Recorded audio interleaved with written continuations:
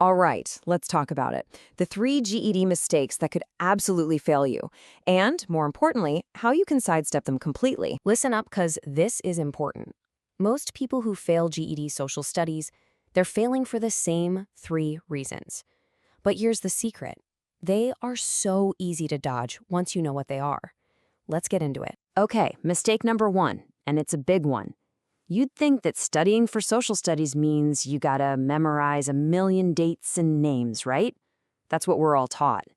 Well, for the GED, that's just wrong. It's a total trap. Yeah, so many people fall into this memorization trap, treating the test like it's a trivia game.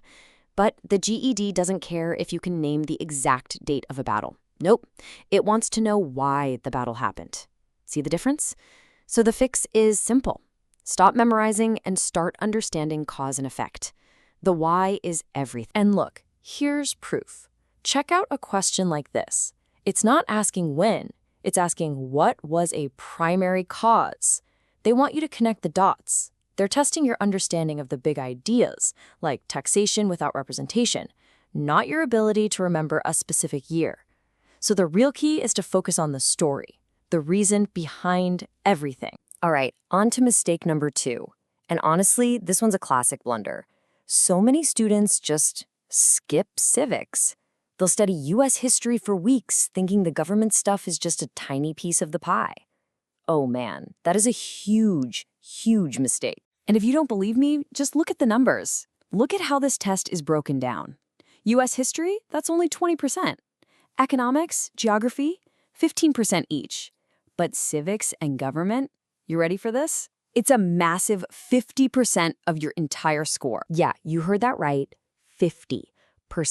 Half the test. Let that sink in for a second. If you skip civics, you are basically walking in and throwing away half your points before you even start. There's no way to pass like that. It is the single most important section. So what's the smart play? It's actually really simple. You just have to learn the basics of how our government works. Don't gamble with half the test. Put your study time into civics, and I'm telling you, you're putting yourself in an amazing position to pass. Okay, let's talk about mistake number 3. And this one might be the biggest game changer of them all. Because it's not about what you study, it's about how you take the test. It's all about not practicing how to read strategically. Now, I'm going to let you in on a little secret that changes everything. The GED, it's kind of like an open book test. I'm serious. For so many questions, the answer is literally right there on the screen in the paragraph they give you.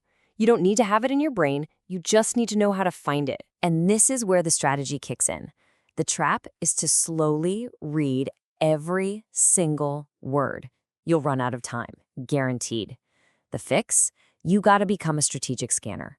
You read the question first, you pull out the keywords, and then you hunt for those words in the passage. It lets you pinpoint the answer and knock out the wrong ones in seconds. Let me show you what I mean.